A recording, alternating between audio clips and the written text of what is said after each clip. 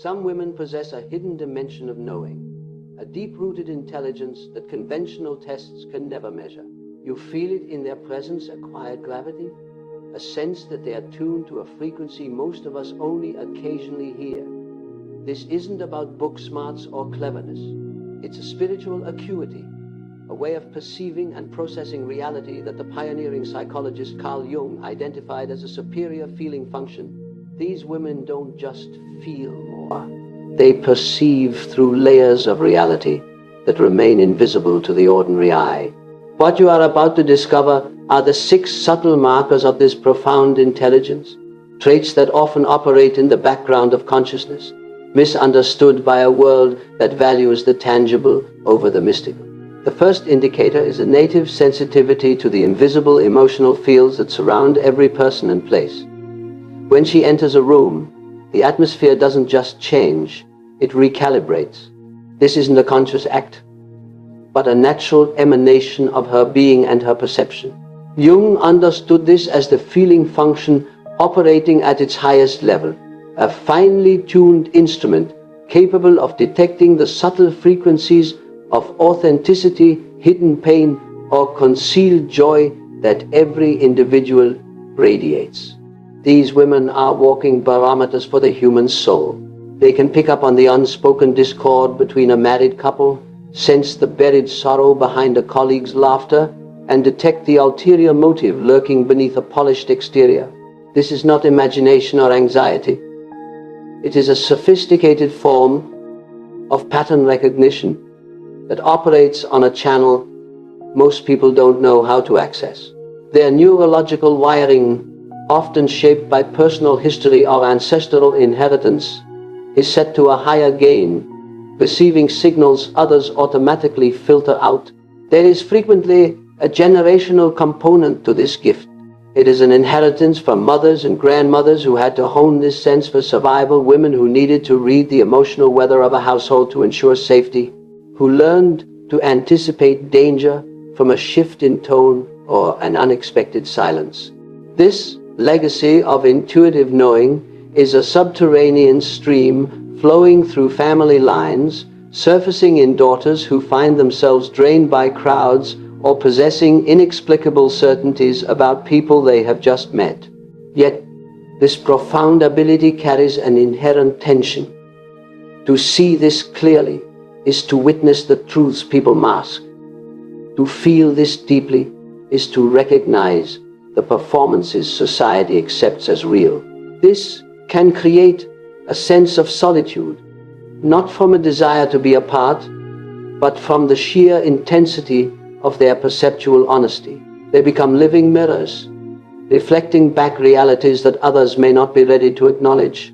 Have you ever walked into a situation and immediately sensed a hidden dynamic, even though everything appeared normal on the surface? Have you ever felt an immediate, gut-level reservation about someone that later proved to be profoundly correct?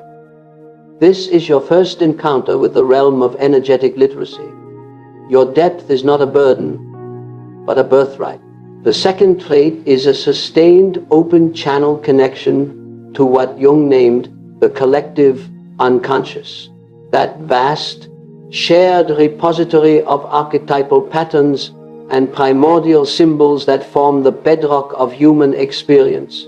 While most people might occasionally brush against this realm in powerful dreams or moments of inspiration, these women maintain a steady dialogue with this deep well of wisdom. Their dreams are often populated with symbols that later manifest in their waking reality. They experience synchronicities, meaningful coincidences, with a frequency that defies simple chance, and they receive intuitive knowings that time and again prove to be accurate. Jung observed that certain individuals possess a more permeable boundary around their conscious self, allowing them to draw from this collective wisdom without losing their individual identity. These women act as interpreters between the symbolic and the mundane. A dream about a towering wave becomes insight into an approaching emotional upheaval. A repeated encounter with a hawk becomes a message about gaining perspective, They understand these synchronicities not as random flukes, but as intentional communications from a deeper intelligence that guides the unfolding of life. By learning to trust these signposts, they navigate their path with a sense of flow and impeccable timing that can appear almost magical to outsiders. This connection frequently extends beyond personal guidance into a form of collective service, placing them in exactly the right place at the right moment to offer a word, a gesture, or a presence that someone desperately needs, all guided by an invisible current of meaning rather than conscious planning. This brings us to the third hallmark, the deliberate and sacred practice of solitude. They seek time alone, not from misanthropy, but from a profound wisdom that recognizes the deepest transformations and clearest insights are born in silence, away from the noise and influence of the collective. Their solitude is not loneliness. It is a sacred laboratory for the soul. Jung's concept of individuation, the process of becoming one's true, whole self, requires these periods of withdrawal from external pressures to hear the authentic inner voice. They honor this instinctual rhythm, creating spaciousness for their own truth to emerge. When they retreat, they are not running from life. They are plunging into its very essence. This sacred alone time is actively engaged in practices like reflective writing, meditation, artistic creation, or simply sitting in attentive silence, allowing the mental clutter to settle so that profound clarity can arise. However, this essential cyclical need is often misread by friends, family, and partners as aloofness, rejection, or even depression. They must learn, often through difficulty, to honor their energetic needs without guilt, understanding that their depth requires regular returns to the inner source to avoid being depleted by the outer world. The fourth trait is arguably the most transformative, the profound capacity to transmute personal suffering into universal wisdom. This is the engine of what Jung termed the transcendent function. These women do not merely endure their pain, they alchemize it. They make a voluntary descent into their own underworld, confront the shadows and demons that others spend a lifetime avoiding, and return carrying gifts that can only be found in the deepest, darkest places of experience. This process embodies the ancient archetype of the wounded healer, whose authority to guide others springs directly from their intimate, hard-won knowledge of their own healing journey. Their pain becomes their qualification, their suffering, their certification. Jung witnessed this in many of his patients, particularly women who, through facing profound trauma or loss, developed an unparalleled depth of compassion and insight. The transcendent function works by holding the tension of opposites, light and dark, strength and vulnerability, joy and sorrow, until a new, higher consciousness emerges that transcends the initial conflict. They become a living synthesis of these opposites, their integrated wholeness serving as a beacon for those still struggling with inner division. This alchemical process demands tremendous courage and an unwavering commitment to truth. Even when comfort is the far easier path, they must be willing to fully feel their anguish, to resist the temptation to spiritually bypass their hurt with premature forgiveness or hollow positivity. They learn through direct experience that healing is not the absence of scars, but the transformation of those wounds into well springs of strength and understanding. The cracks in your armor are where your light enters the world. Once they have successfully turned their own lead into gold, a sense of responsibility to the wider world naturally emerges. They often find themselves drawn to vocations of healing, mentoring, creative expression, or guidance, using their transmuted pain as a potent medicine for others. The fifth distinguishing quality is a therapeutic presence that communicates primarily through the vibration of being rather than through speech. For them, silence is never empty. It is a dense, potent form of eloquence. Their quietude possesses a healing power that 1,000 well-chosen words might lack. Often, the most profound gift they can offer another human being is not advice or a solution, but the courageous, unwavering capacity to sit beside them in their pain, to witness their reality without judgment, without the need to fix or change anything. Their mere presence, grounded and whole, communicates a silent, powerful message. You can endure this. You can emerge from this darkness with your light intact. They do not need to narrate their own struggles. Their very existence is the testimony. Because they comprehend the creative and destructive power of language, they never wield words carelessly. For them, words are sacred tools, not casual noise. Each syllable is weighted with intention, chosen for clarity and impact, rather than for filling space. They understand that speech can build bridges or burn them, mend hearts or break them. Consequently, they often speak with a powerful economy, knowing that what is left unsaid can sometimes hold more meaning than any chatter. This disciplined approach extends to the management of their own energy fields. They have learned, usually through trial and painful error, that high sensitivity requires conscious stewardship. Not every social environment deserves their full, open-hearted engagement. Not every conversation warrants their deepest cognitive and emotional resources.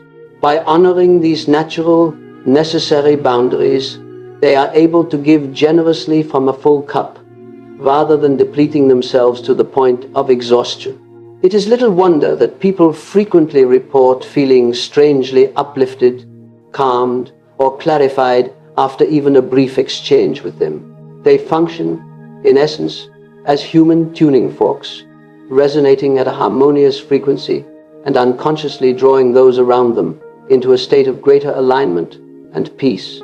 The sixth and final signature is not something they actively do, but a quality that manifests in the field of their life. They exist in a consistent state of gravitational pull toward meaningful coincidence. Synchronicities seem to cluster around their daily existence. They do not need to chase after mystical experiences. They naturally attract them.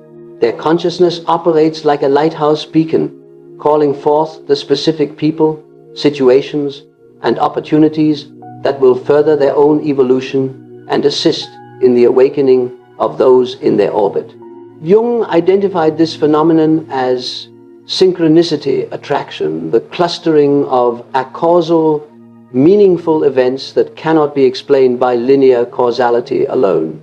Where others may desperately search for signs and guidance, these women simply focus on living in deep alignment with their inner truth, and the guidance manifests organically. Their lives unfold like a narrative written by a benevolent, unseen author, with chapters and encounters arranged with profound purpose. However, this powerful magnetism requires the companion gift of sharp discernment. Not every striking coincidence is a message from the universe. Some are merely the random noise of ego or wishful thinking. With this clarity, they become expert navigators of life's journey, steering with a blend of profound trust and sober wisdom. Their presence in any social circle inevitably acts as a catalyst for change. They do not set out to provoke transformation. Their simple, unvarnished authenticity serves as a mirror, compelling others to look more honestly at their own facades. Their inner light naturally casts shadows, making the unacknowledged parts of others more visible. This catalytic effect is not a product of intention, but a natural consequence of resonance. As these women mature and deepen into their wisdom, a beautiful paradox unfolds. The more extraordinary their perceptual abilities become, the more ordinary and simple they appear in their daily lives. The need for drama and spectacle dissolves into a profound simplicity. They cease to identify as special or different. Instead, seeing their gifts as natural instruments for service, not as badges of spiritual superiority. This maturation leads to what Jung described as the return to simplicity. Having journeyed through the complex labyrinth of the psyche, having integrated their shadows and their light, they arrive at a state of grounded, unassuming authenticity. Their power no longer needs to announce itself. It now whispers. It expresses itself, not in grand gestures, but in the quiet consistency of their being. The hunger for external validation falls away. Their sense of assurance now springs from an internal, unshakable source. The impact they leave on the world may never be captured in headlines or measured by metrics. It is etched instead in the silent, sacred spaces of the human heart, in the souls they have comforted, the perspectives they have gently shifted, the courage they have inspired simply by being who they are. This, perhaps, is the ultimate expression of spiritual intelligence. The realization that the most potent influence is often invisible, and that true authority flows from love, integrity, and embodied example, not from control or command. If these words have stirred a deep recognition within you, I invite you to pause for a moment. Which of these 6 traits resonates most strongly with your own experience? How have these subtle capacities guided your journey, even in ways you may not have fully acknowledged? Your personal story holds immense power. Your lived experience serves as a validation for others walking a similar path. Your willingness to embrace your unique nature gives other women silent permission to honor their own. This path is rarely the easiest one. It demands the courage to trust perceptions that logic cannot validate, and the strength to remain true to yourself in a culture that often rewards conformity and superficiality. But for you, it is the only path that feels authentic. This intelligence is not an accessory. It is the very core of your being. The traits you carry are not accidental flaws. They are deliberate assignments. The solitude you require is your sacred space for renewal. The pain you have worked through has been your initiatory fire. Trust the deep, intelligent current flowing within you. Honor the exquisite sensitivity that defines your way of engaging with the world. If this message has landed in your heart, your support would mean the world to our channel. Leaving a like on this video helps us reach more seekers like you, and subscribing to Winds of Thought ensures you'll join us for our continued explorations into the landscapes of the mind and spirit.